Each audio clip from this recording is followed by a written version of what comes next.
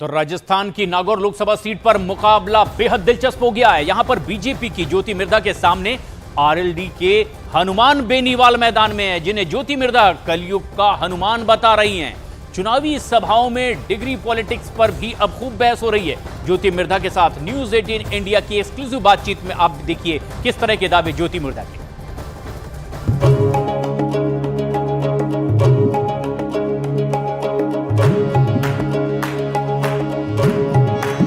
राजस्थान की नागौर लोकसभा सीट पर इस बार बड़ा ही दिलचस्प मुकाबला देखने को मिल रहा है, क्योंकि पहले जहां कांग्रेस से जो प्रत्याशी थी पिछले चुनाव में ज्योति मिर्धा, वो अब बीजेपी से कैंडिडेट हैं, और जो बीजेपी और पूरे एनडीए से प्रत्याशी थे हनुमान बेनीवाल, वो अब इंडी गठबंधन से हैं। यानी कि सीट वही है, प्रत्याशियों का फेरबदल पार्टियों से हुआ है। हमारे साथ ज्योति मिर्धा जी हैं जो बीजेपी की कैंडिडेट हैं। ज्योति जी, बड़ा दिलचस्प है ये कि दोनों सीट तो वही रही, प्रत्याशी दोनों ने पार्टी इधर से उधर हो गई। नागौर हमेशा से रोचक रहा है जहां तक मुझे लगता है चुनाव को लेकर के, तो इस बार भी ठीक है, अच्छा इंटरेस्टिंग मुकाबला रहेगा। जो सबसे इंटरेस्टिंग फैक्ट है कि आप जो कह रहे हैं कि पार्टी चेंज हुई है, सिर्फ सीट वही रह गई। तो मैं पिछली बार कांग्रेस से थी और ये आरएलपी और बीजेपी दोनों के कंबाइंड कैंडिडेट थे, और इस बार मैं बीजेपी से हूं तो वो आरएलपी और कांग्रेस के कंबाइंड कैंडिडेट हैं। तो ये हर बार ये होता है कि एक के सामने दो पार्टियां इकट्ठी होकर के चुनाव लड़ रही होती हैं। ये एक क्रिटिकल चीज है नागौर के बारे में।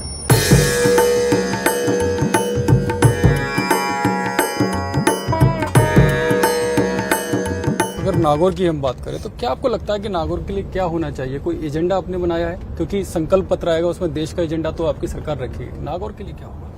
देखिए, कोई नया एरिया नहीं है मेरे लिए ये। यहाँ जो सबसे बड़ी समस्या है हमारी वो पानी की है, और किसी तरह अगर हम यहाँ पर इस बार, मैंने लास्ट टाइम जब मैं थी तब मैंने सेकंड फेज का इंदिरा गांधी लिफ्ट कैनाल का पानी पास करवाया था। इस बार मेरी कोशिश ये रहेगी कि किसी तरह पानी ज्यादा आ सके और सिंचाई के लिए पानी आ सके, तो नथिंग लाइक इट। लेकिन आप कह रहे हैं कि आपके लिए नागौर नया नहीं है, लेकिन आपके प्रतिद्वंदी हनुमान बेनीवाल, वो कह रहे हैं कि आप नागौर की है ही नहीं है, बाहरी हैं। किस तरह से भरोसा करे जनता?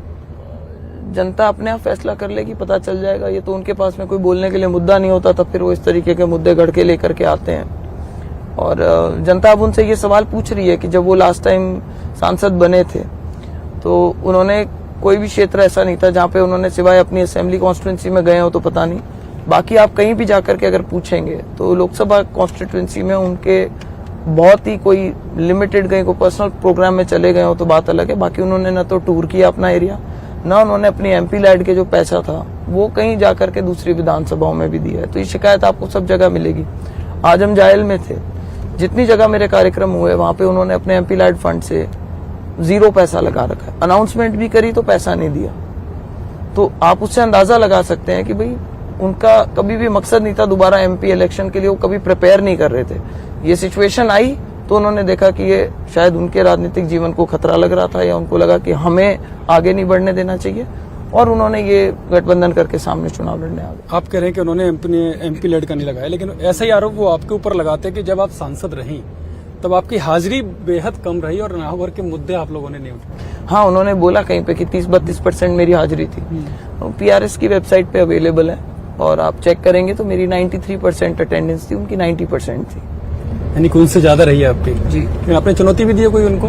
हाँ, मैंने भी कहा कि मंच पे खड़े होकर झूठ बोलते हैं तो सर मुंडवाए, मैं गलत हूँ तो मैं मुंडवा लूं, नहीं तो वो मुंडवाए। यानी कि जो भी गलत है वो सर मुंडवाए? मुंडवाना चाहिए।